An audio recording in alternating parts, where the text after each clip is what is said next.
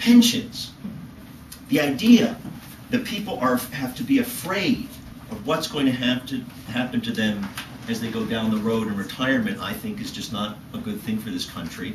And I hope that if I'm elected, that I will be able to change that, partly, but we have a proposal that would have a universal pension system, that every single person in America would be able to have a pension that would be somewhat parallel to universal health care.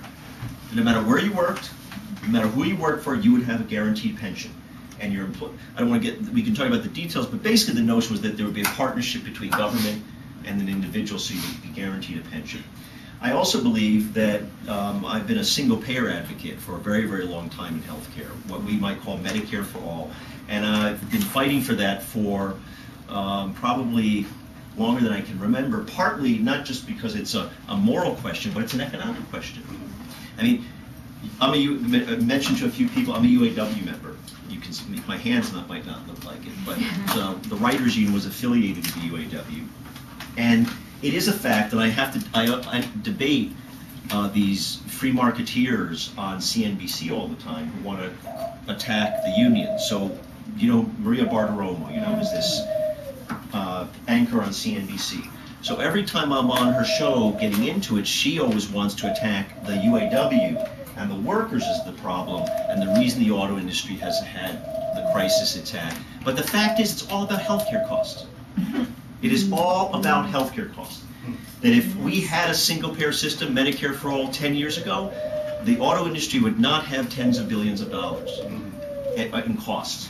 So when I'm elected the United States Senator, I'm not going to be fighting to protect the private insurance industry and the pharmaceutical industry. They have enough proponents. They have enough people protecting them.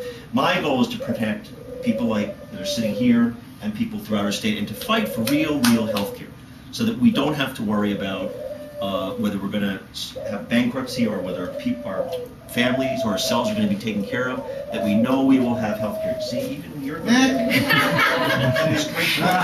feel like there's a background. It's inspiring. It's almost like having music in my I'm sort of, I feel like I'm floating away. But it is a moral issue to me, that it is completely, it's an obscenity that people have to worry about whether they're going to have health care coverage in this country. And the only reason that that's happening, the only reason that we don't have health care coverage is because of the power of the drug companies and the insurance industry. Now, President Obama, then candidate Obama, said that if he was to start the system from scratch, he would favor a Medicare for all single-payer system. But he said, but we can't start it from scratch, and so I'm going to propose this different kind of system. I think that was a mistake. That was a mistake. I don't believe this had anything to do with the question of what the system was and rebuilding it. It simply was about power and whether you're willing to take on these particular special interests. And again, it's not just a moral issue, it's an economic issue. So I believe that this campaign is about drawing a line, basically saying that we're not going to anymore allow the powerful interests to prevent us from having decent health care, from having a decent job, from having a decent pension. And I believe actually that's a message that will resound and touch people's hearts all across the state, and certainly in the 5 boroughs downstate, which is where a lot of the election takes place. As Elaine mentioned, I'm also have been deeply involved in what I consider to be peace and justice around the world. And I'll be happy to take any specific questions you have about that, but I'm just going to focus on one, which is Afghanistan. I am, shocked is the wrong word, I am dismayed that we don't learn from our past mistakes. And you would think that we would understand. Then I learned this from my father. My father was born in what was then Palestine, and he fought in the War of Independence in Palestine, a Jew. And I'll never forget that as a young boy, sitting I still have this memory. I was probably 8 or 9 or 10 years old, and there was a news broadcast came on. And those of you remember that during the Vietnam War, and I was a young kid then when it was at its height in 68, 69, 67, the end of every week there would be the summary of everybody killed. So they would say, the announcer would come on and say, at the end of this week, the United States will kill Viet Cong, North Vietnamese. And that week, more Vietnamese or Viet Cong were killed. And I, a little boy, did not know anything, said, well, that's great. My father said, well, why do you think that? And I said, well, we're America. And his reaction to that, and my father was not ideological, it was just from personal experience, was people just want their independence. And you can never, he said, it has never been true in history where a foreign conqueror can suppress people. And that is something that has in some way embedded deep in my consciousness about the way I think about peace and justice. There is no such thing as a good war in Afghanistan, and we should not be there. And I'm dismayed, but let's be clear, it was great that we got rid of the crazies, those people who were ran the White House before. These people were criminals, and they should have been, in my opinion, indicted. And there should have been an impeachment of George Bush and Dick Cheney because they did break the law. Yeah. This wasn't this partisan thing, it's about the law.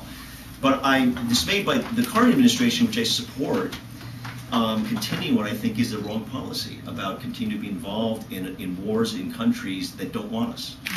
And I think that we are now headed down in Afghanistan a very, very dangerous path. Let me say briefly about the dynamics of the campaign, because I'm going to guess that many of you probably agree with a lot of what I've said about the issues and policy stuff. We can win this campaign. I'm absolutely sure of that. In 2006, as Elaine mentioned, I ran against Hillary Clinton. I knew every single day that I woke up that I was not going to win that race, because it was just impossible. It was very, very difficult to run essentially against a superstar.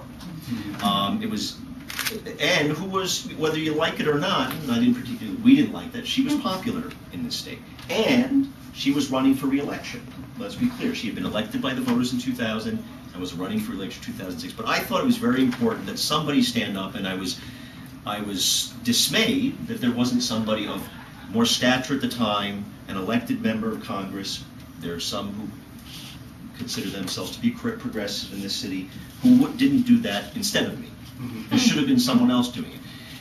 But that's all about the machine and people's desire to continue their political career. We can talk about that. But I ran knowing that I could not win. This is very different for several reasons. One is, as many of you know, the incumbent has never been elected by the voters, was appointed by the governor, is deeply, deeply unpopular, primarily in what I would consider the downstate area, the 5 boroughs in Long Island, and mainly because of her positions that she's taken in the past. Supports the National Rifle Association, in my opinion, one of the most extreme organizations in the country, was very anti-immigrant. When I campaigned in 2006, I would campaign in that district. And I was appalled at seeing the flyers that were being circulated by our campaign. And in fact, I said to someone, is this a Democrat? What? Anti-immigrant. To me, I guess partly as a child of immigrants, but generally thinking that the test of who you are as a politician, as a candidate, as a human being, is how you relate to people who are the most vulnerable, and the people who have the least defense. And immigrants, undocumented workers, are some of the most vulnerable people in our society. Was very, very aggressively pro-tobacco industry, both as a lawyer and then took tons of money from the tobacco industry. So deeply unpopular among the voters in the Democratic primary. 70% of the vote in the Democratic primary comes from the 5 boroughs of Long Island, a little bit in Erie County, Buffalo, because that was a very Democratic city, and some in Westchester. That's 70% of the vote. It's true you want to campaign upstate, but in terms of the numbers, it's all about where we live. And that you can't put on the video there. It is a statewide campaign. I'm just talking about the actual dynamics of where the votes come from.